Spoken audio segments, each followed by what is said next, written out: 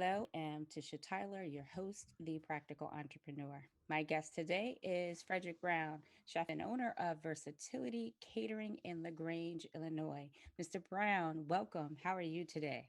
Thank you. I am wonderful. And yourself? I'm doing well. I'm doing well. I'm excited about this conversation. Let me ask you this. When did you fall in love with cooking? When did I fall in love with cooking? That's really simple. When I was a little kid. I remember my mom when it was time for big holiday meals and things like that. My mom would be up earlier than the crack of dawn, and I remember getting up and she would allow me to help her. Little crazy stuff, peeling potatoes or whatever the case may be. But I felt like I was doing my own part, and it was like a family type of thing. My aunt would be up cooking with her and things, and we'd help out. So that just kind of had a passion. So I've always loved cooking as a little kid. So Now, my understanding is this is a second career for you. yes, Right. You were in finance, is it yes. for what, 10, 15 years somewhere? Yes. I started off in a financial services company and just kind of worked my way up to become a compliance officer and then an analyst, but I wasn't fulfilled. And I will never forget my first year there. I remember someone said, "Hey, just so you know, financial professionals have the highest rate of suicide next to dentists," which is a very strange thing. And I just remember that. But then I'm like, okay, whatever, I'm young. But as I got along in my career, the frustration of being there and being the only person in the room sometimes Mm-hmm. and kind of feeling marginalized, if that makes any sense. So you start searching for a way out. Maybe I can take these skills and go to a different industry. And you hear about that all the time, but those avenues weren't there. And so I knew I loved to cook and I just kind of happened into it. So, So you were looking for something else and you were unfulfilled. yes. So did you use cooking as was it like your stress release? If is that Yes. something that you did? It took you back to happier times, growing up, cooking with the Yes. family? Okay. Yes, 100%. So I'll tell anybody when you're at work, whatever you're doing for work, when you come home, it's hard to leave it at the office, if that makes any sense. And so what I found is when I came home to cook, because I had to worry about, ingredients, temperatures, and so forth, I never thought about work. So I literally was coming home, and that's how I would decompress every single day was to cook dinner. Wow. All right. So, how did you transition then from the financial industry to being a chef, a caterer, and a business owner? Okay, well, there was two pieces to that. So the first thing I did was I decided to take hold of my career and I left Household, which was a huge company at the time, and I went to a smaller startup company. And there, I felt like I was getting more attention from the ownership. It was more respect for the work that I was doing as opposed to being a cog in the wheel. But I kind of realized pretty quickly when I was there that they appreciated the efforts and the training that I had, but I wasn't really I was at the table, but I wasn't at the table, if that makes any sense. Mm-hmm. And so from there, I kind of got the entrepreneurial bug, maybe I can do this on my own.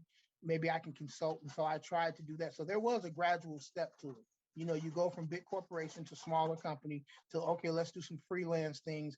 And now I'm like, okay, we're doing freelance. It's okay, but it's hard, what you have to do. And so then when people started liking my cooking, I kind of already had the foundations of entrepreneurship at that point in time. And I said, let's see if I can do this on a regular basis. So, 6, 7 years later, here I am. All right. So, what were some of the steps that you took to start to get your name out there? Because they're two incredibly different Yes. industries. So the first thing is I look for everything as an opportunity to promote me. But I'm not a big marketing person. So as far as websites and things like that. So the first thing I realized is grassroots. Everybody talks about grassroots campaigns. So I took the opportunities when I had barbecues, I would always put in a different type of recipe. So things that people never heard before, or people saying, hey, we're cooking something and here you go. I started bringing meals on site and my coworkers were buying them. And just slowly and surely, it was a word of mouth thing. And I'm gonna shout out a name really quick because it's important. It's the Banks family in Bellwood, Illinois. Mm-hmm. I've known them since I was a kid, but they kept encouraging me, said, here you go. And I know sometimes they probably like, what is this person doing? But it's important when you're an entrepreneur, we don't do it by ourselves. Right. Forget family and friends because that's important. You have to have somebody that believes you and gives you an opportunity. And the first thing I did was their grandchildren's had a trunk party, a going away to college party. I'm sorry, Hmm. trunk party, whatever. And they allowed me to do that. And from that party, I ended up getting four more clients. And I was just like, wow. And it started from there. So, Wow.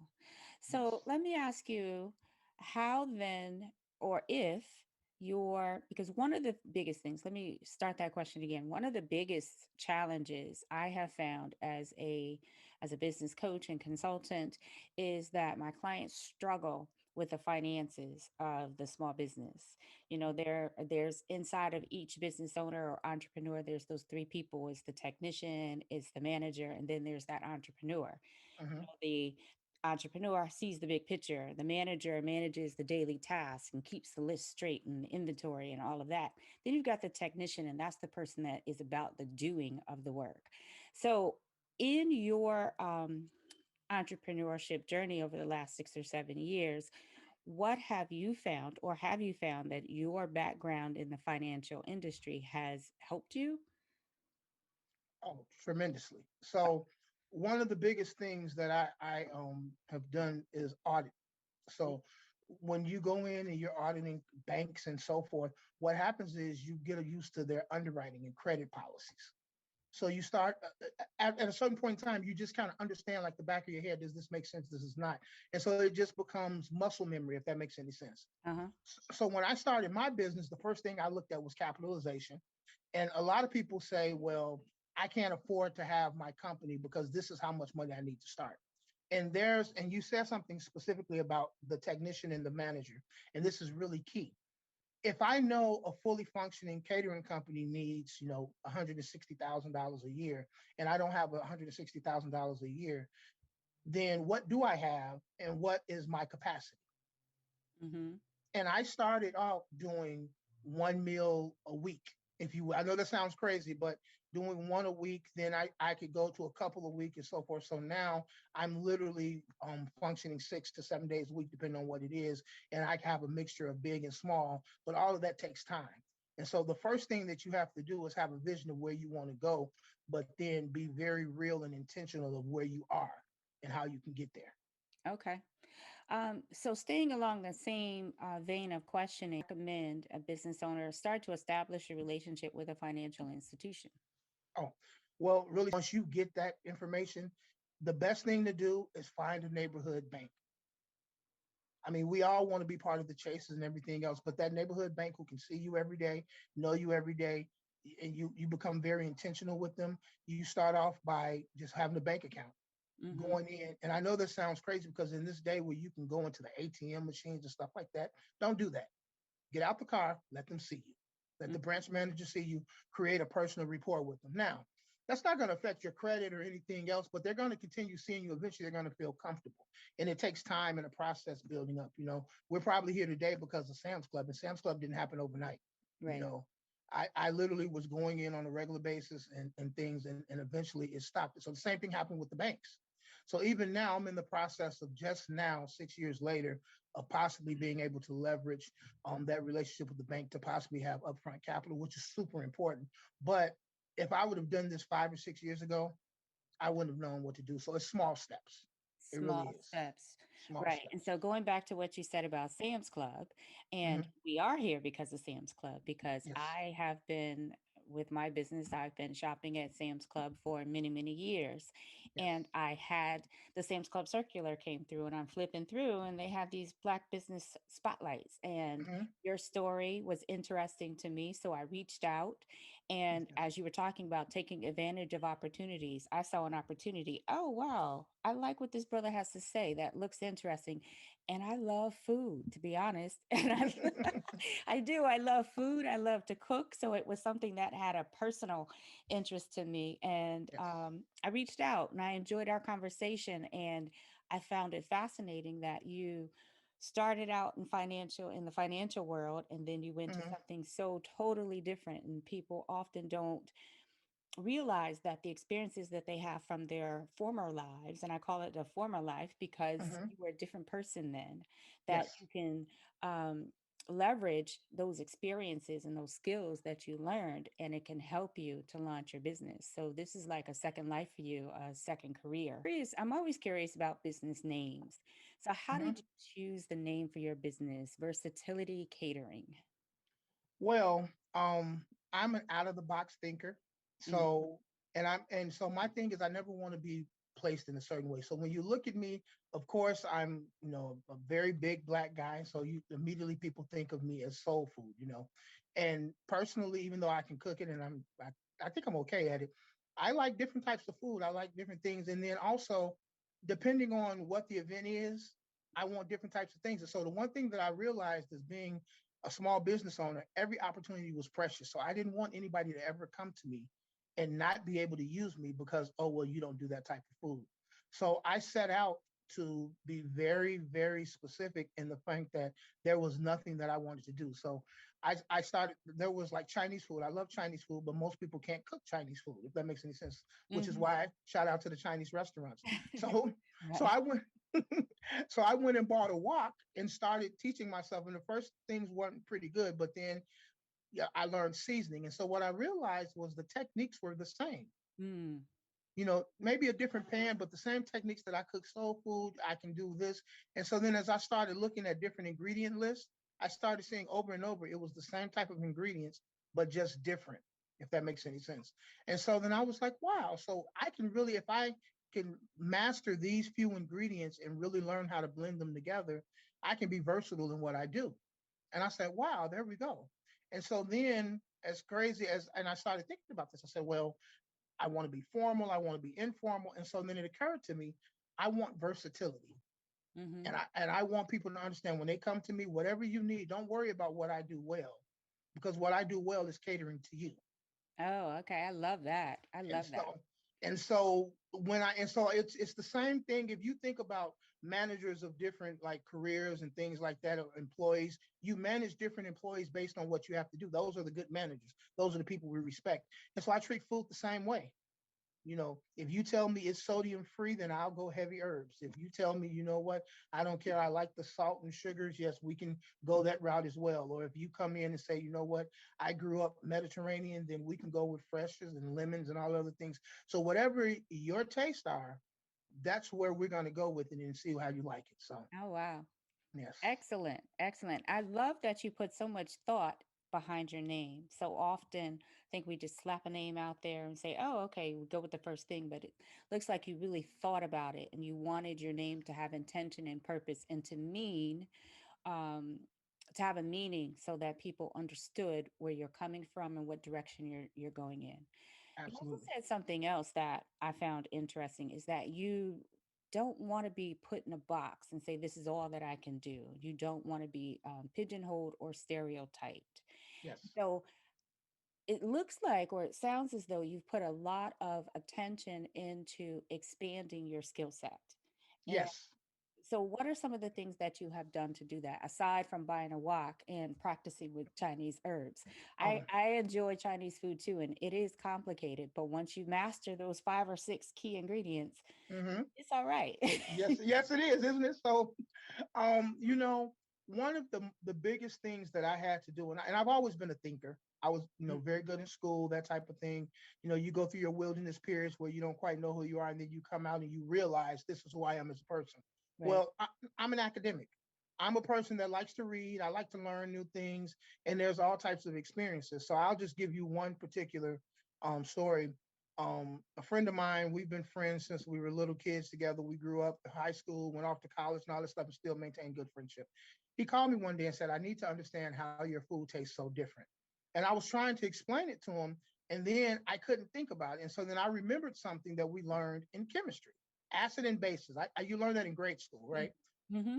Well, as you get a little bit older, your body is, and we always, when they talk about diets nowadays, alkaline water and all the rest of that. But depending on what things you have going on, you can definitely, your body will tell you what it's craving. And so a baseline, as we know what it is, and then acid, acidic. So then I started researching, and I realized, wait a minute, chemistry that I learned in grade school applies now. And then you learn different herbs and seasonings. So if you can have a dessert, traditional dessert, strawberry rhubarb pie or basil or anything, these like that. If you can have a dessert, there usually are hints in that dessert that you can convert to savory food if you learn the blanket of doing it. And so I said, okay, that's something that I learned there. And so I literally just learned from as a kid to through in life, everything. Even if you like gardeners they tell you what herbs kind of go best with other herbs because they go in line. So what I discovered is that if you are a student of life and you apply that learning to your business in all aspects, it makes it much easier. Much Wow. easier. Yes. More nuggets of wisdom there. So much coming out of this. All right, so I read a quote from an interview um, that you gave, and I'm actually going to read this. You said that no one cares what color I am as long as the food is safe and clean and good. I know that if I work twice as hard, I will rise up to the top. And when I train up people who look like me, the road they're coming through is paved, not cobblestone. So, Yes. why do you feel that you need to work twice as hard if you feel that people don't really care or look at your color very much? Simple. Um, you only get one time to make a first impression. Mm-hmm. And unfortunately, and for me particularly, I mean, maybe people are different, but for me, I know I don't have a lot of times to make a mistake. So when someone asks me to do something, if it's the first time that I've done it, instead of just waiting to do it, I'll practice 3, 4, 5 different times of something that I'm doing beforehand. Before I speak, I think about what I'm saying, and I'm very intentional in what I'm saying because I want to make sure the projection is there. Because the truth of the matter is, when you see me, you don't see a guy, and it's just the truth. People don't expect that I will work from 4 in the morning to midnight if need be, and go to sleep and get back up at 4 the next morning. They don't see that's what it takes to be an entrepreneur. Unless you have money that you can just throw at it, which if you do, God bless you. But if not, you have to do it. So in between making sure the food is right, I've got to make sure the business is right. How does my packaging look? Mm-hmm. What's the forethought and training up? And so the thing is, that's nothing that they taught us in grade school, at least not in my grade schools. That's nothing we taught in high school. And when you get to college, because it's so diverse, we're not really focusing on those things. And so what I realized is my foundation started, and not my parents. My parents were great, education and all the rest of that stuff. But to truly be able to get ahead and be fulfilled while I'm working, a lot of people don't get that. But to be fulfilled while I'm working, it started later in life, and I had to kind of reinvent that path. That's why I said it's cobblestone. You know, Mm-hmm. it wasn't totally a dirt road. It had been people there before, but what I was trying to do, it wasn't there. So I'm stepping on stones that I do know, trying to make it happen. But along the way, when I figure it out, I learned how to make it smooth. I learned how to put that mortar in between the cobblestones of will. I learned how to change it from stones to pavers, if that makes Okay. any sense. And Absolutely. so, and the twice as hard piece is because it's not natural. It's not there. And unfortunately, I don't have the luxury of just learning first and then doing. And so that's why I say you have to be willing to work twice as hard because you got to learn on the fly and correct as you're going. So Right.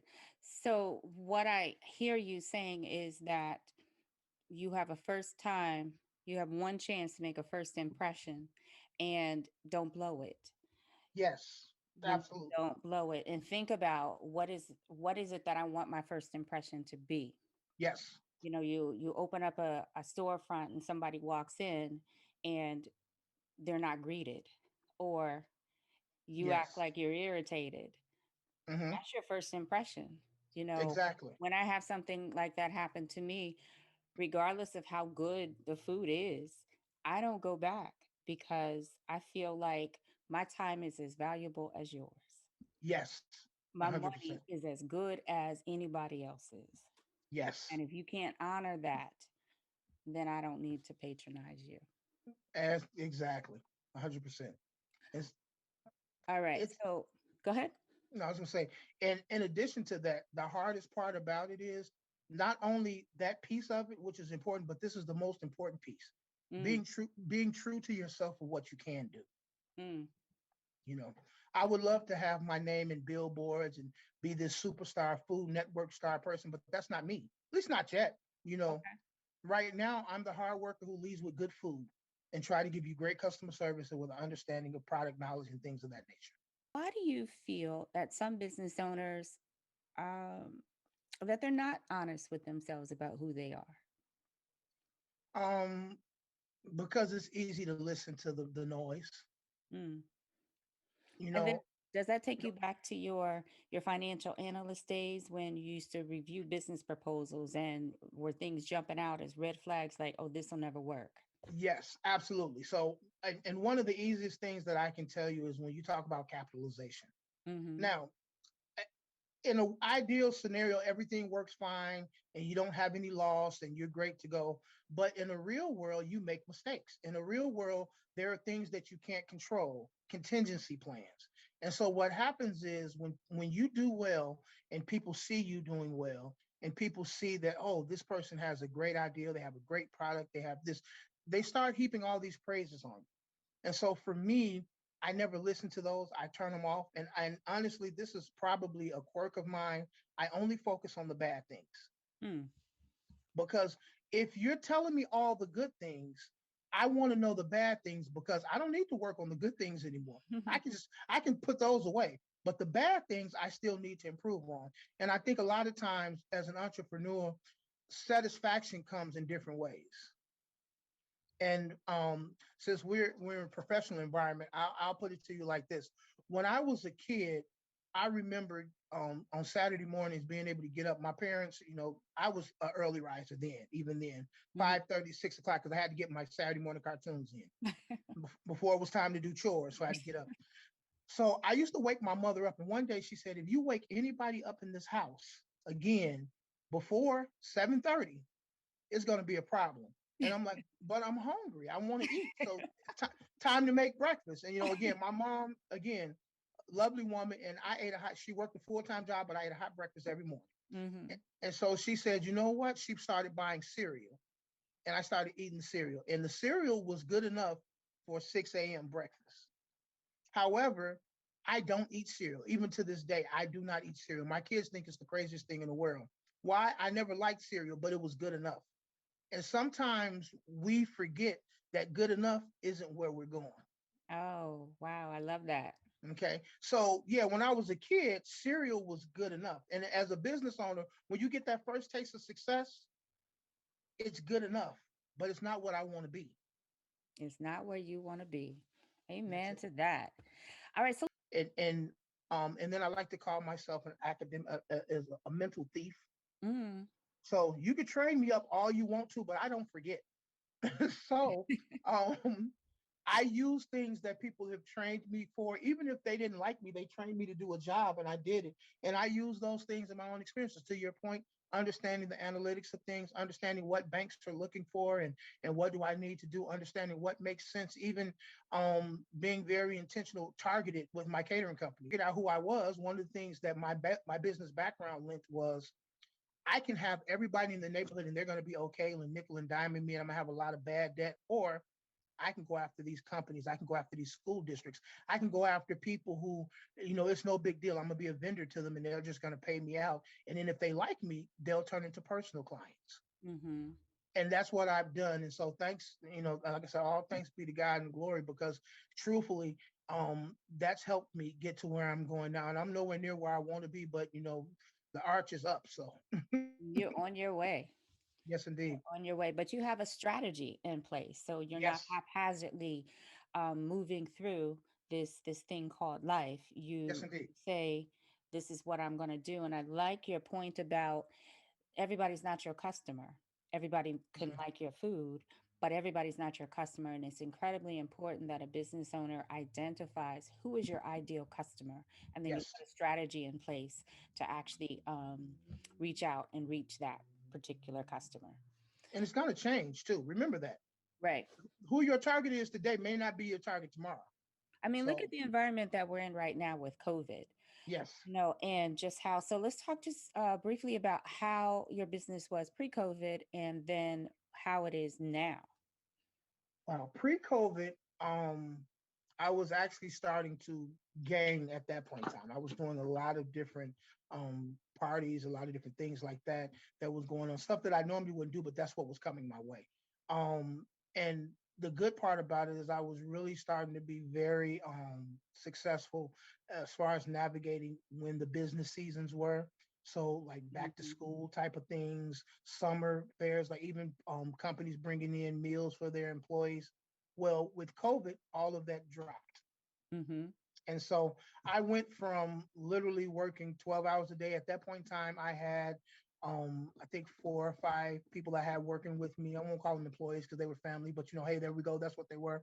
Uh-huh. Um, to being just me again Okay. because I didn't have enough volume to take care of everybody. And so I'm sitting there like, what am I going to do? And then it occurred to me, there's some things there. So one thing that I did was went back to the drawing board right before COVID. I was actually looking at commercial spaces to turn my catering company possibly into a restaurant of some sort. I was getting all of these ideas about what type of restaurant we needed to be. And even though I was doing it because I thought that was the next progression, and this is important, listen to the voice that God sends you because the thought process of being in a restaurant, I'm going to tell everybody, I am the hardest working lazy person you'll ever want to see. Okay, so back of the house, front of the house, doing books and all this other stuff, I'm like, man, I'm going to have to be anchored to this place. And I really in my mind was looking for some place that I can build out like a studio apartment behind it so I Mhm. can get some sleep and keep working, that type of Mhm. thing.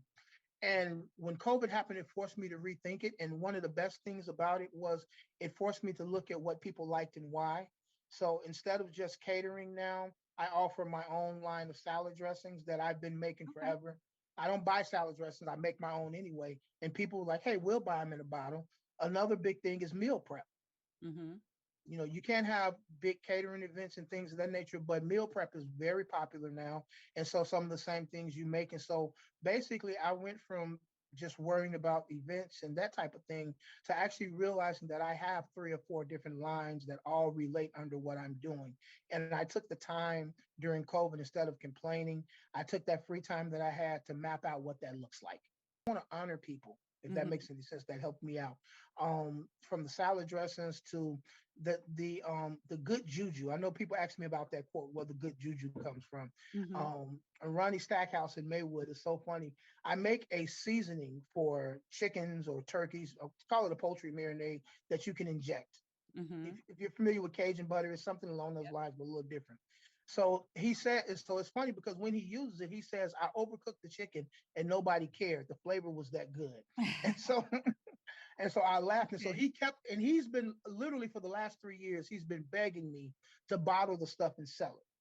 He Mhm. said people are asking him. And so we call it the juju. He said, because I don't know what it is. He said he's burned things, he's made them dry, he's cooked them like different ways. And he said every time they just love it. It's the flavor of it. So that's where we have the juju. And the juju comes from no matter what you are, it still feels good to you.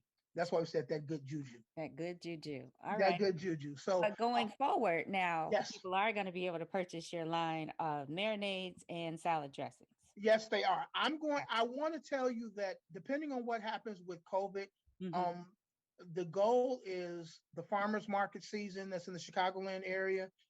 We actually are ready to stock those. And so the goal is to have them go through there first to try to get a sampling of what makes sense and so forth. And then we'll go out bottling. So everything we're doing now, I've already researched a bottling company and all that other good stuff. I even have a company that actually will make them according to my specifications. And I've already done that pre-planning to understand where we're at. And I have a target financially what we have to hit. So those things are there. But the first thing is to try to make sure what's the sellers and so forth, because what I like may not be what everyone else likes. So, Right. Well, so just a couple more questions that I had. So you talk about giving back and helping other people. So how have you been able to do that with your business? okay, well, and I won't say my business, I will say more it's me, but there is something that I do with my business. Mhm. If a school or a church contacts me, the first thing I do is try to work within your budget. Um, I have my pricing list. That's true. But if it's a school or anything dealing with kids or things of that nature, I'm always willing to adjust a little bit, free delivery, discounts, whatever it may be, because I believe that it's important. Now, I think my food is fairly healthy and decent, but more importantly, I think it's important that you give our youth experiences. Mm, And so absolutely. um, when like school districts, some of them, as you know, some of them have more disposable income than others. And instead of saying, well, no, I'm sorry, can't do it for that, I just make the budget work. Even if that means that I'm the one cooking by myself, delivering, because I still do it all. I deliver, I'll cook, take the orders or whatever the case may be. Yeah. And instead of hiring to cut costs, I'll do that myself. That's Yeah. number one. Number two is volunteerism.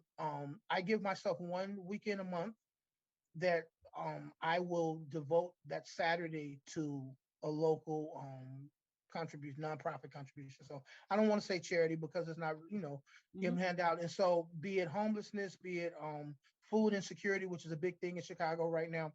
I lend my time to that. So whether that's manpower or if that's actually getting in cooking meals. The month of November, for instance, I think we did 150 meals during the month of November that we actually went ahead and bought, created and passed out to homelessness. Shout out to Open Arms Ministry who provided that.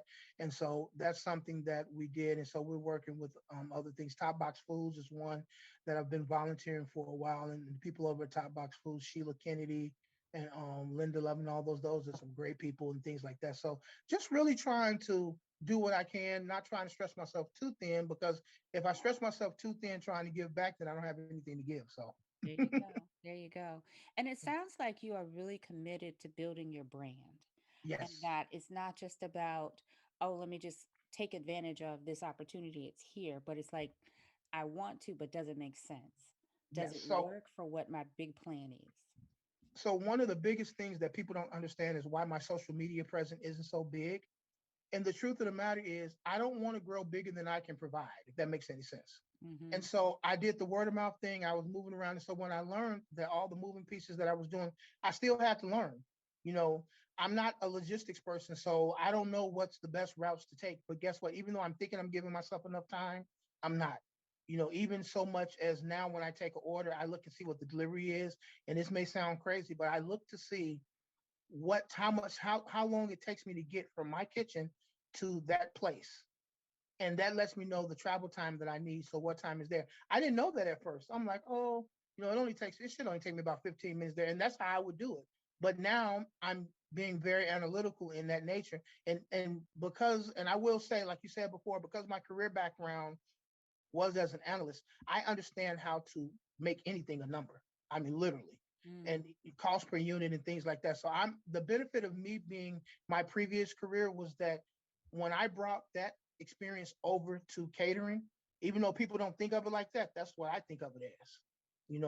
And that's made a world of difference. So you have to learn. And so that's what I'm doing now. And like I said, if I would have created my website a couple years ago based on all these great foods that I think I do, well, then I would have really missed the opportunity to figure out who I was and who and what am I introducing to the world.